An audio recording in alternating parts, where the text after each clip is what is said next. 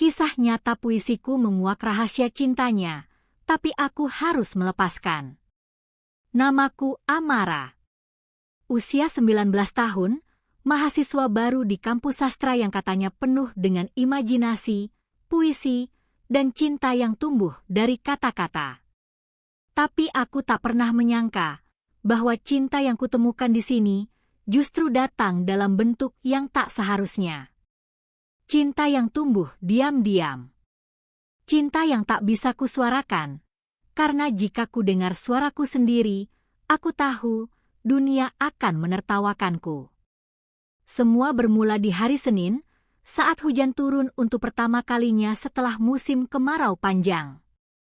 Hujan yang bau tanahnya menyusup ke hidung, dan membuat semua orang berlari-lari kecil menutupi kepala. Tapi aku justru berjalan perlahan, membiarkan ujung jilbabku basah, membiarkan dingin hujan menembus tulangku. Karena di seberang taman kampus, aku melihat dia lagi. Raka. Mahasiswa tingkat akhir, jurusan yang sama denganku. Tak banyak bicara, wajahnya selalu tampak serius, tapi tidak menyebalkan. Justru memikat. Dan cara dia membaca puisi? Tuhan, seolah setiap kata yang keluar dari mulutnya adalah mantra yang mengikat hati siapa saja yang mendengarnya. Aku masih ingat pertama kali melihatnya berdiri di podium kecil acara sastra. Kemeja putihnya sederhana, tapi tatapan matanya menusuk. Suaranya rendah, tapi setiap baitnya seperti menampar sisi terdalam dari diriku yang paling rapuh. Cinta tak harus lantang. Ia cukup berdiam dan tumbuh di balik sunyi. Saat itu, seluruh ruangan sunyi. Hanya suara hujan yang terdengar dari luar. Dan jantungku, entah mengapa, berdetak begitu cepat. Aku belum mengenalnya. Tapi sesuatu di dalam diriku tahu, hatiku tak akan sama lagi sejak hari itu. Sejak hari itu, aku mulai memperhatikannya diam-diam. Aku tahu, ini terdengar gila. Tapi aku tidak bisa mengendalikan rasa ingin tahuku. Aku mulai tahu jam berapa dia biasanya datang ke perpustakaan, di mana dia biasanya duduk saat kelas diskusi, bahkan jenis teh yang dia pesan di kantin kecil belakang gedung E. Dan yang lebih menyakitkan adalah, aku tahu dia sudah punya pacar. Namanya Indah. Mahasiswi Fakultas Hukum. Cantik, percaya diri, dan sempurna. Mereka sering terlihat bersama. Kadang makan siang bareng di gazebo kampus. Kadang pulang berdua naik motor, tertawa-tawa. Indah suka menyentuh lengan Raka saat mereka bicara, dan Raka tidak pernah menolak. Aku hanya pengamat. Bayangan. Hantu yang lewat di koridor yang sama, tapi tak pernah benar-benar terlihat. Sampai hari itu. Hari ketika dunia seperti berhenti berputar sesaat. Aku duduk di tangga perpustakaan, membaca buku sastra klasik sambil menunggu hujan reda. Rambutku sedikit lepek karena gerimis. Aku merasa jelek, kusut, dan sangat tidak siap. Tapi tiba-tiba, seseorang duduk di sebelahku. Tanpa suara. Hanya bau kayu manis dari parfumnya yang menyelinap ke udara. Aku menoleh perlahan. Dan mataku bertemu dengan matanya. Raka. Ya Tuhan, itu benar-benar dia. Dia hanya duduk. Diam. Tapi kehadirannya seperti menembus seluruh ruang pikiranku. Buku itu bagus, katanya pelan. Aku hampir menjatuhkan bukuku karena kaget. Iya. Dia melirikku sekilas. Aku suka bab akhir dari cerita itu. Tentang wanita yang menyimpan perasaannya seumur hidup, tapi tak pernah berani berkata. Aku tercekat. Apakah dia sedang berbicara tentangku? Tapi sebelum aku sempat menjawab, dia berdiri. Hati-hati pulangnya. Hujan masih deras. Lalu pergi. Begitu saja. Tapi sejak hari itu, aku tahu sesuatu telah berubah. Aku tak bisa tidur malam itu. Kata-katanya terngiang-ngiang di kepalaku. Kalimatnya sederhana. Tapi sorot matanya seperti melihat langsung ke dalam hatiku yang paling dalam. Apa mungkin dia tahu? Apa mungkin dia merasakan hal yang sama? Atau aku hanya berhayal? Sejak hari itu, setiap kali kami bertemu di lorong kampus, aku merasa dia mulai memperhatikanku. Tak lama, hanya sepersekian detik. Tapi cukup untuk membuat dadaku sesak. Dan yang lebih gila, kadang aku merasa dia seperti ingin bicara, tapi menahan diri. Aku mulai menulis puisi tentangnya.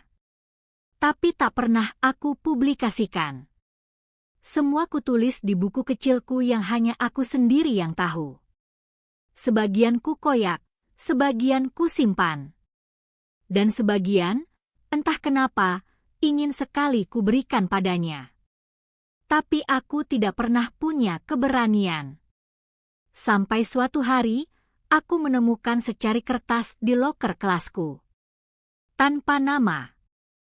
Hanya tulisan tangan halus, mirip tulisanku sendiri, atau miliknya? Jangan terlalu keras menyembunyikan. Karena cinta, meski tanpa suara, akan tetap terdengar oleh hati yang tepat. Tanganku gemetar saat membacanya. Siapa yang menulis ini? Raka? Seseorang yang tahu rahasiaku? Atau hanya mainan orang iseng? Tapi, hati kecilku tahu. Ini bukan kebetulan. Ini awal dari sesuatu. Sesuatu yang bisa menghancurkan atau menyelamatkan. Dan disinilah aku sekarang. Berdiri di ambang pintu cerita yang belum ku tahu akhirnya. Tapi aku tahu satu hal. Aku tidak bisa mundur lagi. Kalau kamu pernah merasa mencintai seseorang diam-diam dan merasa tak berdaya karena keadaan, aku harap kamu tetap bersamaku. Subscribe sekarang, karena kisah ini baru saja dimulai. Sejak kutemukan catatan tanpa nama di loker kelasku, pikiranku tak pernah benar-benar tenang. Aku mencoba berpikir rasional. Mungkin itu hanya ulah teman sekelasku yang jahil, atau penggemar anonim yang salah sasaran. Tapi jauh di lubuk hatiku, aku tahu tulisan itu terasa begitu personal. Terlalu pas. Terlalu tepat menampar isi hatiku yang selama ini kututupi dengan rapat. Aku mencoba mencocokkan tulisannya dengan tulisan-tulisan lain yang pernah kulihat, di mading, di catatan kelas, bahkan di papan pengumuman organisasi sastra. Tapi tak ada yang serupa.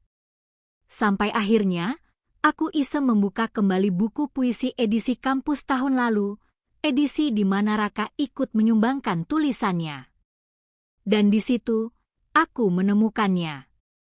Gaya penulisannya sama. Cara ia menyusun kalimat, ritme yang ia bangun, dan bahkan huruf-huruf kecilnya yang melengkung sedikit ke kanan. Sama persis. Jantungku berdetak semakin cepat. Tanganku gemetar. Jadi, itu dia? Itu Raka? Tapi kenapa? Apakah dia tahu aku menyukainya? Atau, apakah dia juga merasakan hal yang sama? Pikiran-pikiran itu berputar di kepalaku sepanjang malam. Aku tak bisa tidur. Suara hujan di luar jendela kamarku hanya membuatku semakin tersesat dalam teka-teki ini. Lalu bayangan indah muncul. Gadis itu begitu sempurna. Dia punya segalanya. Kecantikan, kecerdasan, kepercayaan diri, dan tentu saja Raka. Apa aku sedang menggali lubang untuk diriku sendiri? Keesokan harinya, Aku datang ke kampus lebih pagi dari biasanya. Aku duduk di bangku panjang dekat taman, berharap bisa melihat Raka lewat seperti biasa.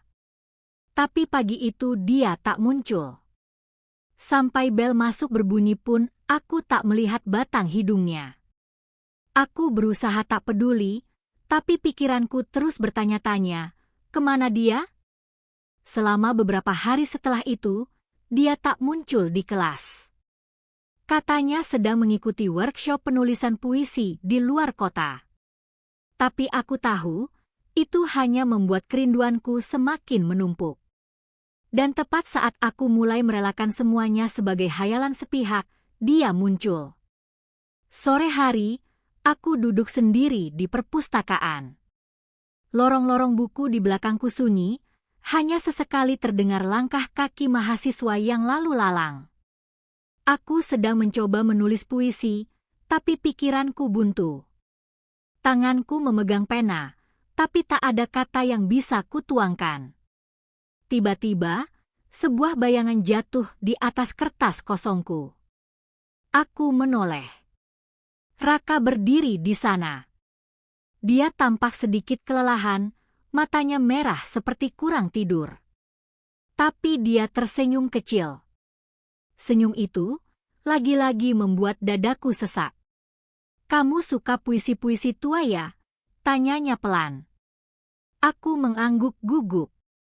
Iya. Ada sesuatu dari puisi lama yang lebih jujur dan menyakitkan. Dia tertawa pelan. Kamu menulis juga. Aku tak bisa berkata apa-apa. Aku hanya menggeser buku catatanku sedikit, membiarkan dia melihat halaman yang terbuka, sebuah puisi setengah jadi yang tak pernah kukira akan dibaca olehnya. Dia menunduk, membaca perlahan.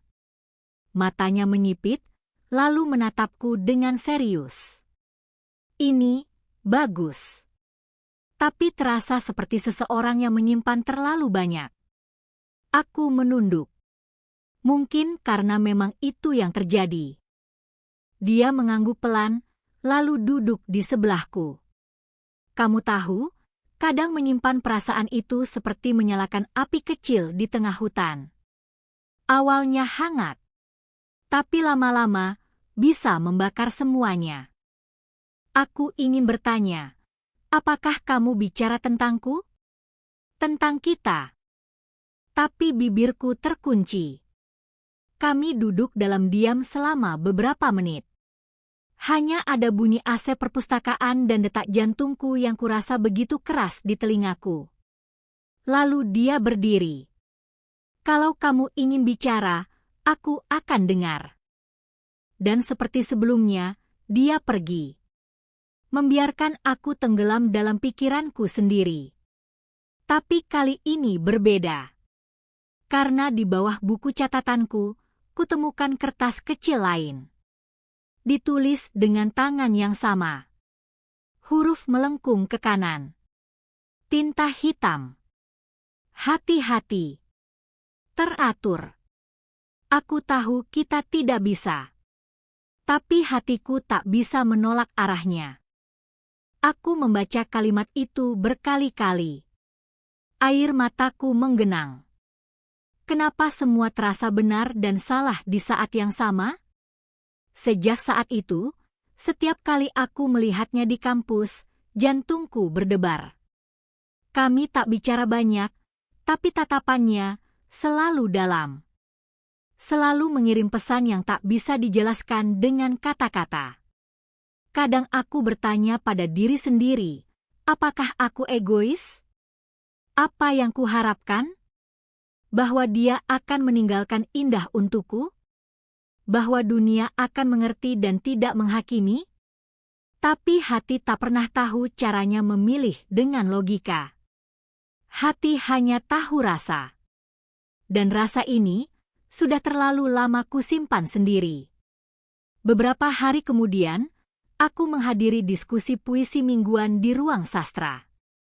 Raka duduk di depan sebagai moderator.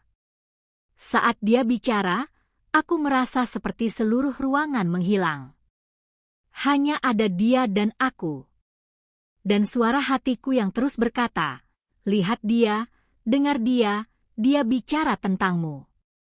Salah satu tema diskusi hari itu adalah puisi yang terlarang. Puisi yang tidak boleh dibaca. Tidak boleh diakui. Puisi tentang cinta yang salah waktu, salah tempat, atau salah orang. Raka membuka diskusi dengan membacakan puisi miliknya sendiri.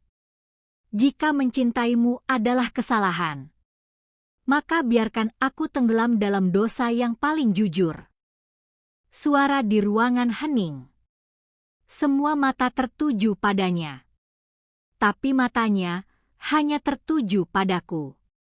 Sore harinya, aku duduk di halte kampus. Langit mendung, angin dingin, dan pikiranku penuh dengan pertanyaan. Aku ingin lari dari semua ini. Tapi aku juga ingin tahu, apa yang sebenarnya dia rasakan? Tiba-tiba, teleponku bergetar. Pesan baru. Dari nomor tak dikenal. Besok. Taman belakang kampus. Jam 5 sore. Aku ingin bicara. Aku membaca pesan itu berkali-kali. Taman belakang kampus? Tempat paling sepi, penuh pohon dan bangku kayu tua yang jarang dipakai mahasiswa lain. Itu dia. Itu Raka. Aku tahu itu. Dan dadaku, rasanya ingin meledak karena takut dan harap yang bercampur jadi satu. Hari itu, aku datang lebih awal dari jam yang dijanjikan. Taman belakang kampus terlihat lebih sepi dari biasanya. Rerumputan basah karena hujan semalam, bangku kayu sedikit lapuk, dan pohon trembesi menjuntai seperti lengan yang memeluk rahasia. Aku duduk di salah satu bangku, memeluk tas kecilku, menatap ujung jalan setapak yang masih kosong. Angin sore menerbangkan helai-helai rambut dari balik jilbabku. Aku menggigit bibir. Jantungku berdetak kencang. Apakah dia benar-benar akan datang? Apakah ini bukan jebakan atau keisengan? Tapi 5 menit kemudian, langkah kaki yang begitu familiar terdengar dari belakangku. Langkah yang tak terburu-buru. Langkah yang selalu kukenali sejak hari pertama melihatnya di ruang puisi. Raka. Dia berdiri di samping bangku, tidak langsung duduk. Tangannya di saku jaket, wajahnya menatap lurus ke taman kecil yang dikelilingi semak. Matanya tidak menatapku, tapi aku tahu dia sedang berperang dengan pikirannya. Aku harusnya nggak kirim pesan itu, katanya pelan. Aku menoleh. Kenapa? Dia diam sejenak, lalu menatapku untuk pertama kalinya sore itu. Pandangannya berat. Bukan marah. Bukan ragu. Tapi seperti seseorang yang sedang melawan dirinya sendiri. Karena aku pengecut. Karena aku takut aku sendiri yang membuka jalan ke arah yang gak bisa kita kembalikan. Aku menarik napas panjang. Tapi kamu tetap datang. Dia duduk akhirnya di ujung bangku. Masih menyisakan jarak. Tapi rasanya jarak itu terlalu kecil untuk menahan semua yang ingin keluar dari dalam dada kami. Kamu tahu kan aku punya pacar, katanya lagi, datar. Indah, dia baik. Dia perhatian. Kami sudah hampir 3 tahun bersama. Aku mengangguk pelan. Tapi akhir-akhir ini, semuanya berubah. Aku berubah. Dia menoleh, kali ini matanya menatapku dalam-dalam. Aku mulai nunggu jam-jam tertentu karena tahu kamu bakal lewat koridor depan. Aku mulai hafal suara langkah kakimu. Aku bahkan tahu kapan kamu masuk perpustakaan dan buku apa yang kamu pegang minggu lalu. Aku tercekat. Aku menatapnya tak percaya. Dan waktu aku baca puisimu yang setengah jadi itu di perpustakaan, aku tahu kamu juga ngerasain hal yang sama. Tanganku mengepal di atas paha. Aku ingin bicara, tapi suaraku tertelan emosi. Aku bukan orang baik, Amara. Aku pengecut. Aku nggak bisa putus begitu aja dari seseorang yang sudah lama bersamaku. Tapi aku juga nggak bisa terus pura-pura kalau aku nggak merasakan apa-apa setiap kali dekat kamu. Aku memejamkan mata. Air mataku nyaris tumpah, tapi aku tahan. Terus, kita harus apa? Bisikku, lebih ke diriku sendiri daripada ke dia. Raka menghela napas panjang. Aku nggak tahu. Tapi aku tahu satu hal, aku nggak bisa terus lari. Dan kamu juga nggak bisa terus diam. Dia meraih sesuatu dari tas kecilnya, selembar kertas lusuh. Lipatannya banyak. Bekas dibaca berulang kali. Aku mengenal kertas itu. Itu puisiku. Yang pernah kubuang di kotak sumbangan puisi minggu lalu. Aku yakin tak akan dibaca siapa-siapa. Aku simpan ini. Karena ini satu-satunya tulisan yang bikin aku merasa dimengerti. Bahkan lebih dari semua obrolanku sama Indah selama ini. Aku menahan napas. Aku cinta sama dia, Amara. Tapi aku juga jatuh cinta lagi. Sama kamu. Kalimat itu menghantamku seperti badai. Tapi anehnya, bukan rasa bahagia yang pertama kali datang.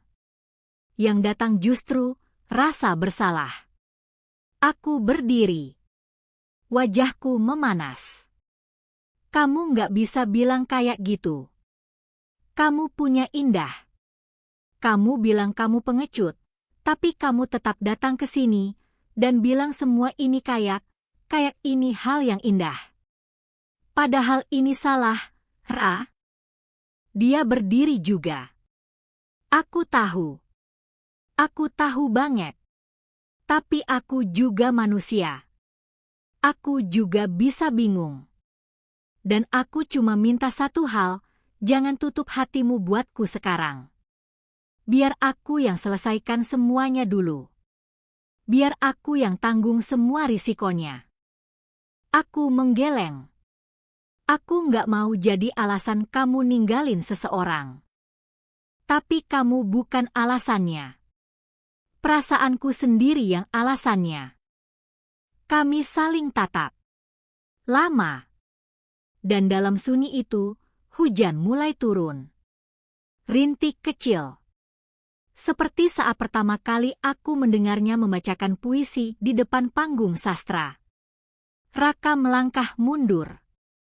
Aku nggak minta kamu menungguku. Aku cuma minta, kamu jujur juga sama dirimu sendiri. Lalu dia pergi. Meninggalkan aku sendiri, di bawah hujan yang kembali jatuh dengan pelan-pelan namun menyakitkan. Malam itu, aku tak bisa berhenti menangis. Bukan karena aku sedih, tapi karena aku hancur. Ada bagian dari diriku yang merasa menang, karena cintaku ternyata tak sepihak. Tapi bagian lainnya, remuk, karena aku tahu aku berdiri di tengah dua hati yang bisa kupecahkan sekaligus. Keesokan harinya, aku menghindar. Aku tak datang ke kelas, tak menyentuh ponsel, tak membuka pesan apapun. Aku hanya duduk di pojok kamarku, menatap buku catatan yang sudah penuh dengan bait-bait yang kini terasa seperti racun. Hingga siang hari, saat aku membuka jendela, kulihat Indah berdiri di bawah pohon kampus. Dan di depannya, Raka. Mereka bicara. Wajah Indah tegang. Tangannya bergetar. Dan tiba-tiba, dia menampar Raka. Tepat di pipinya. Aku melihat semua itu dari lantai 2 asrama. Dan detik itu juga, aku tahu, badai telah datang. Dan ini baru permulaan. Aku masih berdiri di balik jendela asrama ketika Indah meninggalkan Raka begitu saja di bawah pohon besar itu. Langkahnya cepat, tegas, penuh emosi. Rambutnya berkibar tertiup angin sore, dan dari jarak sejauh itu, aku bisa melihat matanya merah, entah karena marah atau menangis. Mungkin keduanya. Raka tidak mengejarnya. Dia hanya berdiri diam. Satu tangan menyentuh pipinya yang baru saja ditampar. Wajahnya kosong, datar. Tapi matanya lebih sayu dari biasanya. Aku cepat-cepat menarik tirai. Dadaku berdegup kencang. Aku merasa bersalah. Tak semestinya aku menyaksikan semua itu, apalagi menyimpan rasa lega di sela perasaanku. Tapi bagian terdalam dalam hatiku tak bisa memungkiri, ada bagian kecil dari diriku yang merasa dibela, diakui. Sore itu, aku tak kemana-mana. Aku hanya duduk, memeluk lutut di ranjang, berusaha menenangkan gejolak di dadaku. Tapi pikiranku terus berputar, apa yang mereka bicarakan? Apa Raka benar-benar mengaku? Atau Indah hanya mencurigai dan dia membantah? Apa artinya tamparan itu? Tapi satu hal pasti, semuanya sudah tidak bisa kembali seperti dulu. Keesokan harinya, suasana di kampus berubah. Bisikan mulai terdengar di mana-mana. Tentang Raka dan Indah yang putus. Tentang seseorang yang jadi pihak ketiga. Tentang mahasiswi baru dari jurusan yang sama. Aku. Mereka tidak menyebut namaku. Tapi aku tahu, arah tatapan mereka selalu padaku. Di kantin, di kelas, bahkan saat lewat lorong fakultas. Semua seperti mencium aroma gosip yang menggantung di udara. Teman-teman sekelasku mulai menjauh perlahan. Beberapa yang biasanya menyapaku, kini hanya memberi senyum kaku. Yang biasanya duduk di sebelahku, kini memilih bangku lain. Hanya satu dua yang masih berani bicara padaku, dan itu pun dengan suara rendah, seolah takut tertular aib. Aku mengerti. Dunia kampus kecil. Informasi menyebar lebih cepat dari angin. Dan saat rumor tentang cinta terlarang menyebar, tidak ada yang benar-benar peduli pada kebenaran. Aku ingin bicara dengan Raka, menanyakan apa yang sebenarnya terjadi. Tapi aku tak melihatnya di kelas. Dia absen beberapa hari. Pesanku tak dibalas. Nomornya masih aktif, tapi tak pernah menjawab. Dan aku mulai tenggelam dalam kesunyian yang membekukan. Suatu malam, aku duduk sendiri di taman belakang kampus. Tempat yang dulu terasa damai, kini terasa seperti sisa-sisa dari sesuatu yang pernah hidup, tapi sudah mati.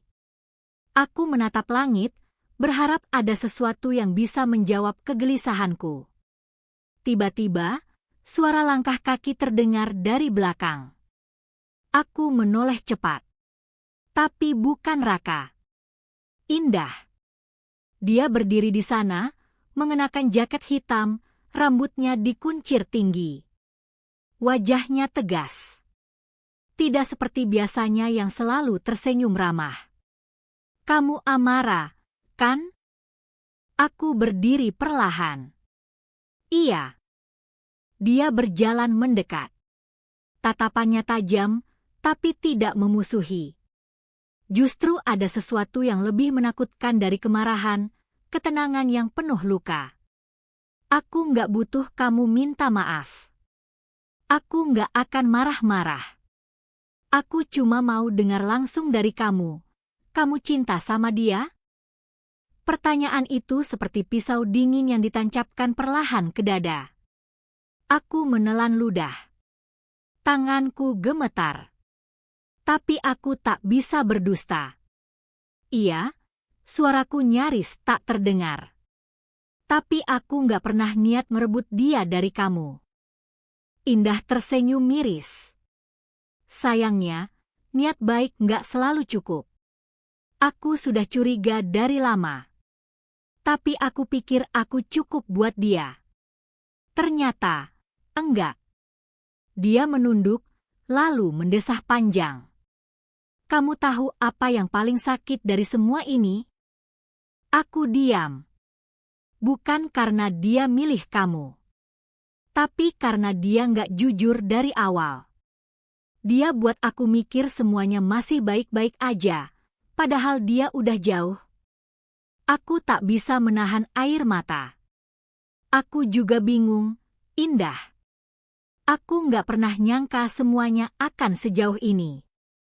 Dia menatapku lagi. Kalian cocok. Aku lihat caranya dia mandang kamu. Nggak kayak dia mandang aku.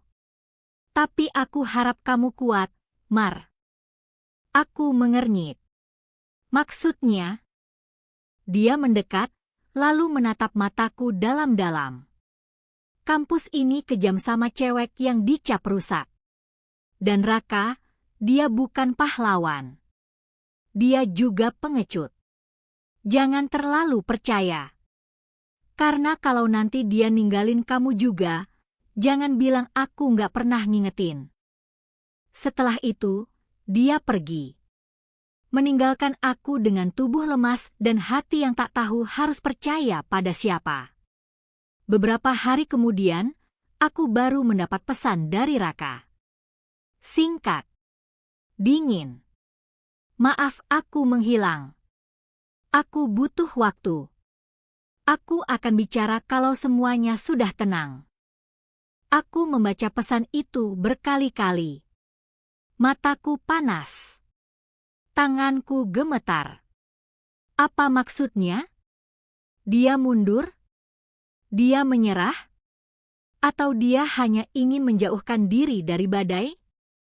Aku ingin membalas. Tapi tak ada kata yang bisa menggambarkan rasa kecewa yang kini mulai tumbuh. Dan hari-hari pun kembali sunyi. Aku tidak menulis puisi. Tidak membaca buku. Tidak bicara pada siapapun. Aku hanya menjadi bayangan dari diriku sendiri.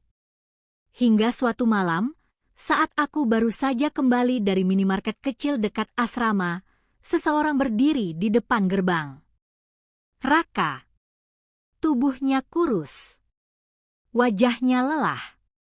Tapi matanya masih sama. Kita harus bicara, katanya. Aku hanya bisa mengangguk.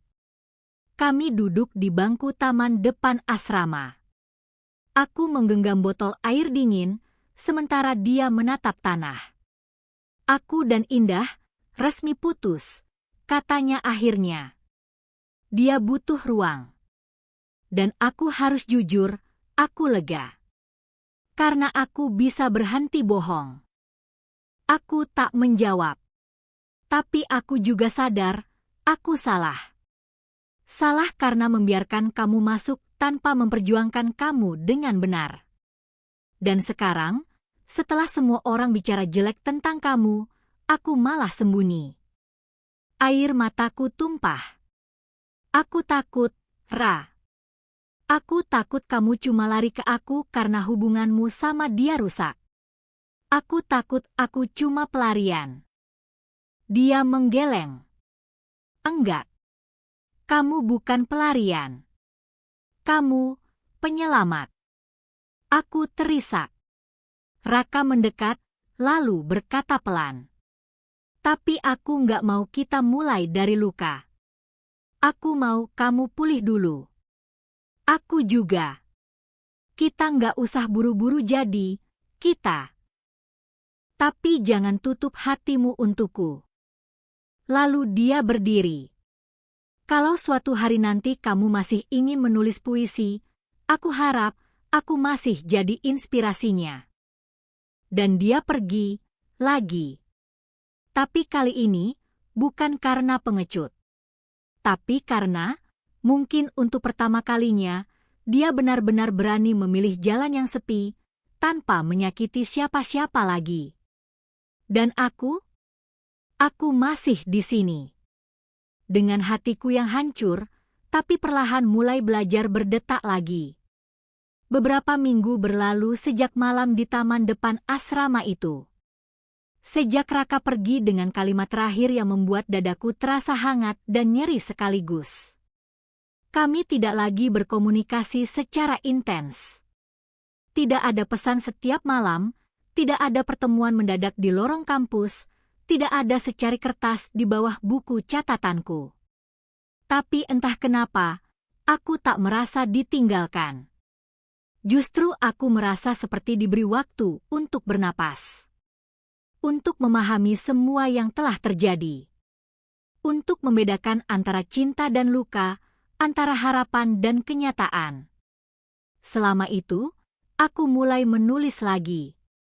Tapi kali ini bukan tentang kerinduan atau patah hati. Aku menulis tentang proses. Tentang tumbuh. Tentang luka yang perlahan berubah menjadi pelajaran. Puisiku tak lagi berisi nama Raka. Tapi jejaknya masih ada, samar-samar. Seperti aroma kopi yang tertinggal di meja kayu, bahkan setelah cangkirnya diangkat pergi. Namun tentu saja, kenyataan tidak selamanya indah seperti puisi. Gosip tentangku belum juga reda.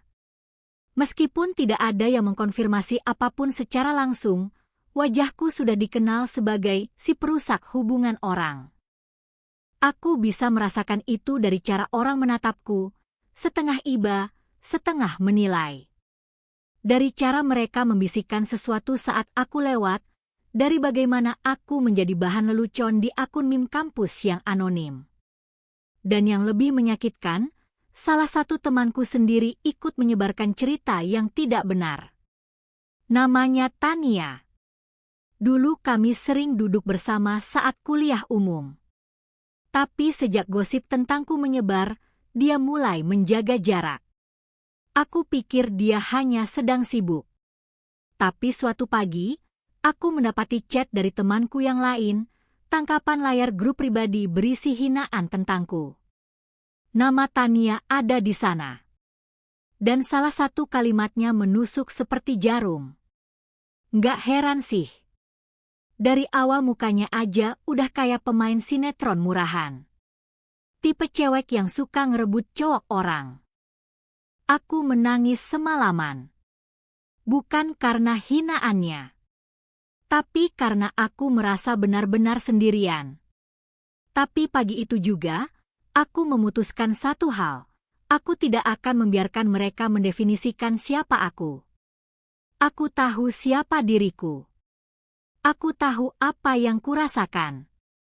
Dan yang paling penting, aku tahu bahwa aku tidak pernah berniat menyakiti siapapun. Dan mungkin, ini saatnya aku bersuara. Minggu itu, Klub Sastra mengadakan malam puisi. Acara bulanan yang biasanya hanya diisi oleh pembacaan karya anggota. Tapi kali ini, aku mendaftar untuk membaca puisiku sendiri. Bukan puisi tentang cinta diam-diam. Bukan tentang Raka. Tapi tentang perempuan. Tentang suara yang terlalu lama dibungkam. Saat namaku disebut, suasana ruangan hening. Aku naik ke atas panggung kecil, membawa kertas yang sudah berkali-kali kususun dan kuubah. Tanganku gemetar, tapi langkahku mantap. Aku berdiri di hadapan mereka semua, mata-mata yang pernah meniliku, bibir-bibir yang pernah membicarakanku. Dan aku mulai membaca. Aku bukan penjahat dalam cerita yang kalian tulis sendiri. Bukan peran antagonis yang kalian lukis tanpa tanya. Aku cuma perempuan yang jatuh cinta. Di waktu yang salah. Pada orang yang tak tepat. Tapi perasaanku tidak pernah salah. Beberapa orang terdiam. Ada yang menunduk. Ada yang menatapku dengan mata yang perlahan melembut. Dan di barisan paling belakang, aku melihat Raka. Dia berdiri. Tidak duduk. Tidak menyamar. Tapi berdiri tegak dan menatapku. Matanya berbicara banyak hal. Penyesalan, kekaguman, dan ketulusan yang perlahan-lahan menyembuhkan. Aku menyelesaikan puisiku dengan suara yang nyaris pecah karena emosi. Kalau mencintai dengan diam disebut pengkhianatan, maka kalian belum pernah mencintai sepenuh jiwa. Karena cinta yang kutahu tidak selalu bersuara, tapi selalu ada. Tepuk tangan terdengar. Tidak begitu riuh, tapi tulus. Dan yang paling penting, aku merasa bebas. Untuk pertama kalinya sejak semua ini dimulai, aku merasa merdeka. Setelah acara selesai, Raka menghampiriku di luar ruangan. Dia mengenakan jaket hitam favoritnya, rambutnya agak berantakan, tapi senyumnya masih sama, lembut dan hangat. "Kamu hebat," katanya. Aku tersenyum kecil. "Kamu datang." Dia mengangguk. "Aku selalu datang. Cuma kamu yang gak tahu." Kami tertawa kecil. Tidak ada pelukan. Tidak ada kata cinta. Tapi kehadirannya cukup. Raka duduk di bangku taman, lalu menatapku serius. "Aku udah bicara sama keluargaku. Mereka tahu tentang kita." Aku membelalak. "Apa?" "Mereka nggak setuju. Tapi aku bilang, ini hidupku. Dan kamu bukan orang yang mereka pikirkan.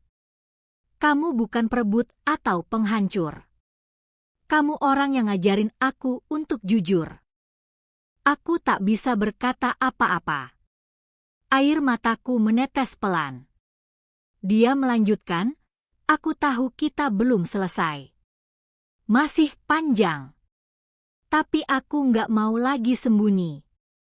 Kalau kamu siap, aku ingin kita jalanin ini bareng-bareng. Bukan di balik puisi, tapi di depan dunia." Aku mengangguk pelan. "Aku siap." Tapi pelan-pelannya, "Ra, aku masih takut." Dia tersenyum. Aku juga. Dan di detik itu, aku merasa seperti dunia memberiku kesempatan kedua.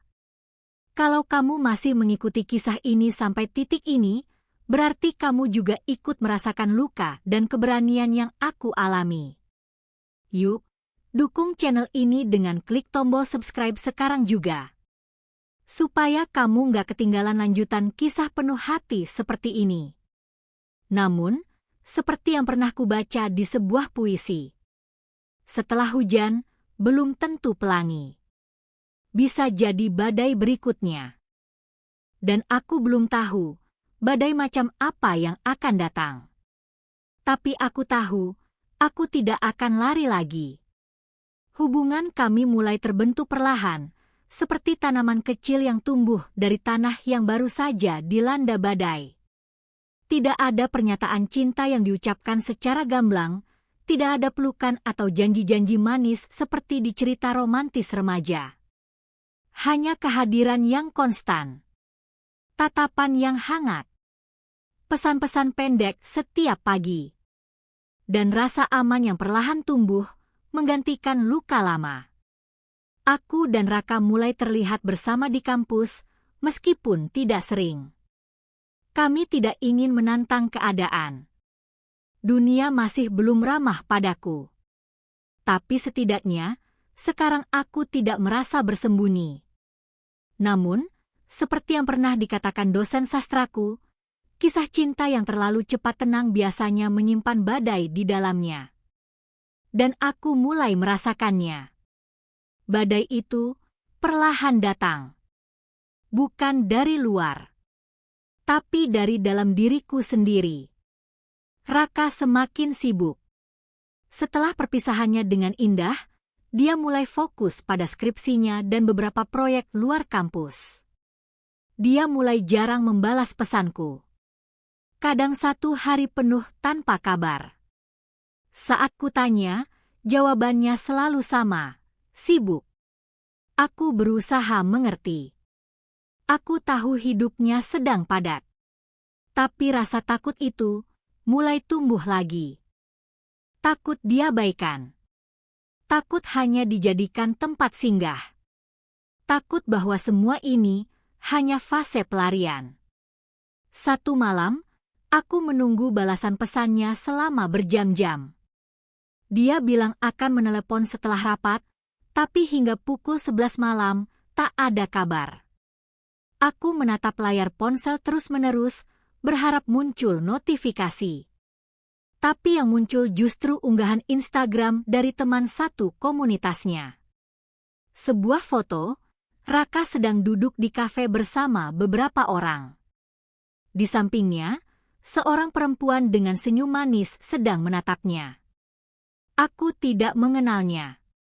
Aku ingin percaya itu hanya rekan kerja. Tapi bagian dalam diriku langsung bereaksi, cemburu, takut, curiga.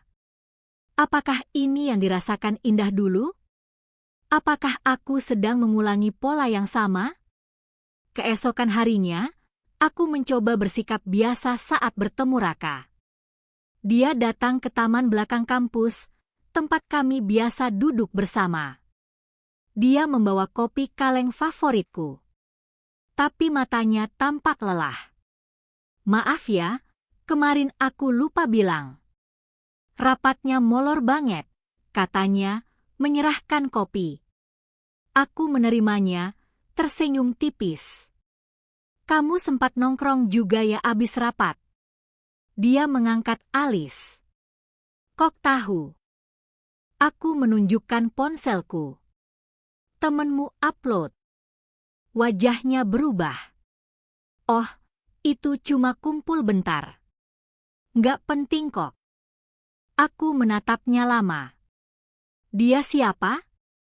Yang duduk dekat kamu. Namanya Sela. Anak agensi yang kerja bareng kita di proyek skrip. Baru kenal. Aku mengangguk pelan. Tapi dadaku tetap sesak. Mar, kamu nggak percaya sama aku? Pertanyaan itu terdengar wajar. Tapi cara dia mengucapkannya, seperti sedang lelah menjelaskan, bukan ingin meyakinkan. Aku cuma takut, jawabku jujur. Aku takut kamu bosan. Takut aku cuma jadi episode dalam hidupmu yang sebentar lagi selesai. Raka mendesah, lalu memegang tanganku. Aku capek, Mar. Capek karena merasa harus terus meyakinkan orang-orang. Aku udah lawan semua orang buat kita. Tapi kamu sendiri malah ragu. Aku tercekat. Aku nggak ragu soal kita. Aku ragu sama diriku sendiri. Dia diam. Lalu melepaskan genggaman tangannya. Aku butuh kamu kuat. Kalau kamu terus kayak gini, aku takut kita malah saling menyakiti.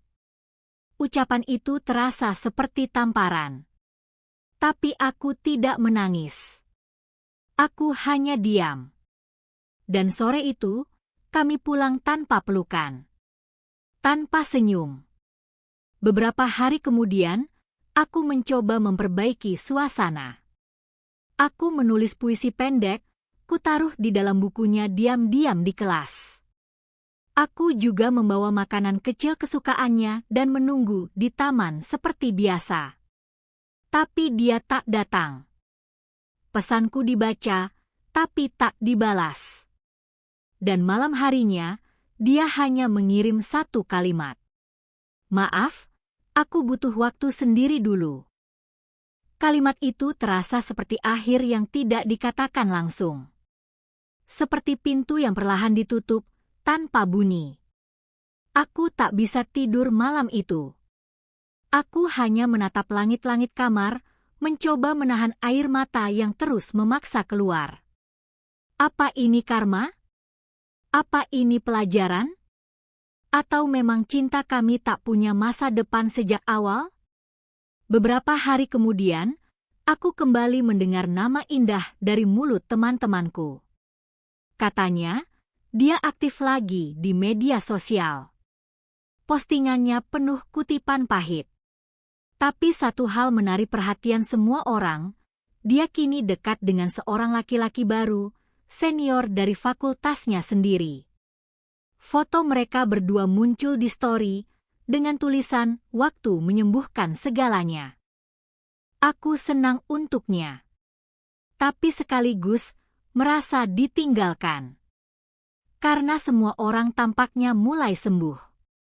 Kecuali aku. Dan saat aku mulai memberanikan diri membuka obrolan lagi dengan Raka, jawaban yang kuterima membuat hatiku nyaris mati rasa. Aku sedang mikir ulang semuanya, Mar. Tentang hidupku. Tentang kita. Tentang kita. Dua kata yang dulu membuatku melayang, kini justru menjatuhkanku lebih dalam.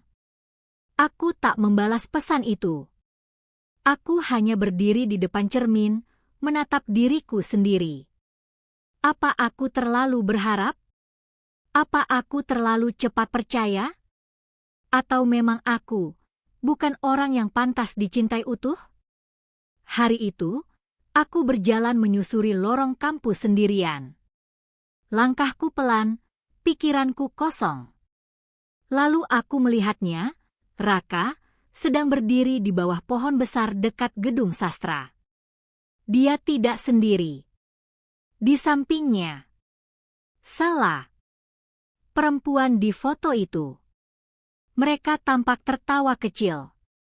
Tidak ada sentuhan. Tapi cara Sela menatap Raka membuat hatiku remuk. Dan Raka tidak melihatku. Atau mungkin memilih untuk tidak melihat. Aku berbalik cepat. Berjalan menjauh. Tapi langkahku goyah.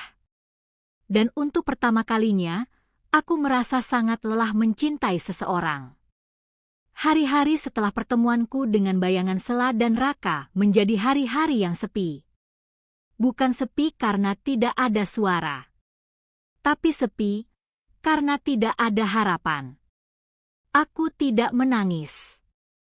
Anehnya, air mataku seakan habis. Yang tertinggal hanyalah kekosongan yang sunyi. Seperti lembaran puisi yang belum ditulis, putih, hening, tapi menyimpan ribuan kata yang tak sanggup dikeluarkan. Aku tidak lagi menunggu pesan dari Raka. Tidak lagi mengecek story-nya, tidak lagi berharap dia akan datang dengan penjelasan panjang yang bisa menyelamatkan perasaanku. Karena aku tahu, mungkin kali ini yang harus kuselamatkan bukan hubungan ini, tapi diriku sendiri. Suatu pagi, aku bangun lebih awal. Kubuka jendela kamar asrama, dan udara dingin langsung menyusup masuk. Aku melihat langit, cerah, tapi tak terlalu biru. Seperti hatiku. Tidak sepenuhnya sembuh, tapi cukup untuk bernapas. Aku mengambil buku puisiku dan mulai menulis. Tapi kali ini bukan tentang cinta. Bukan tentang Raka. Tapi tentang kebebasan. Tentang melepaskan. Aku tidak akan menunggu pintu yang tak ingin terbuka. Aku tidak akan mengetuk rumah yang sudah tidak menginginkan kehadiran. Karena hatiku bukan pengemis kasih. Ia adalah rumah bagi diriku sendiri. Saat aku menulis bait terakhir, aku tersenyum. Untuk pertama kalinya, senyum yang jujur. Tidak dipaksakan. Tidak getir. Hanya sederhana, seperti angin pagi. Beberapa hari kemudian, aku mengikuti pameran sastra kampus. Setiap mahasiswa sastra diminta memajang karya puisi yang paling personal. Aku ragu awalnya. Tapi akhirnya, aku memilih satu puisi yang kutulis setelah malam di mana aku memutuskan untuk tidak lagi menunggu Raka. Puisiku digantung di sisi paling kiri ruangan. Tidak mencolok. Tapi cukup jelas dibaca. Banyak orang yang berhenti di depan puisiku. Ada yang tersenyum, ada yang merenung. Tapi satu hal yang membuat nafasku tertahan, seseorang berdiri lebih lama dari yang lain. Raka. Dia membaca pelan. Tidak membawa teman. Tidak membawa kopi kaleng favoritku. Hanya dirinya dan sorot mata yang berbeda. Bukan sorot mata lelaki yang jatuh cinta. Tapi lelaki yang terlambat menyadari. Aku tidak mendekat. Aku hanya memperhatikannya dari jauh, di balik tirai kecil panggung. Setelah membaca, dia menoleh ke arah puisi lain. Lalu pergi. Tanpa menoleh ke belakang. Dan itu cukup. Aku tidak butuh penjelasan. Karena puisi itu bukan untuk memanggilnya kembali. Tapi untuk mengucapkan selamat tinggal, dalam bahasa yang paling aku mengerti. Beberapa minggu kemudian, aku menerima pesan dari Indah. Ya, Indah. Mantan pacar Raka. Perempuan yang dulu kulihat sebagai lawan, kini justru menjadi cermin. Aku baca puisimu di pameran. Kuat banget. Aku ngerti sekarang. Bukan kamu yang salah. Kita semua cuma saling mencari arah di tempat yang sempit. Terima kasih udah nggak terus menyalahkan. Aku membacanya sambil menahan napas. Kemudian aku membalas. Terima kasih sudah cukup berbesar hati untuk mengerti. Kita semua sama-sama belajar. Sejak itu, aku dan Indah tak pernah benar-benar menjadi dekat. Tapi kami saling tahu bahwa luka yang sama pernah membentuk kami. Dan itu cukup. Aku melanjutkan hidup. Menulis lebih banyak. Bergabung di komunitas penulis. Puisiku mulai dikenal. Bahkan suatu kali, aku diundang untuk membacakan karya di acara sastra antar kampus. Dan di antara para penonton di barisan belakang, aku melihat siluet seseorang yang sangat kukenal. Raka. Tapi kali ini, aku tidak lagi gugup. Aku naik ke panggung. Mengambil mikrofon. Dan mulai membaca. Untuk kamu yang pernah kucintai diam-diam. Terima kasih telah mengajariku tentang kehilangan yang elegan. Terima kasih telah menjadi jalan. Bukan tujuan.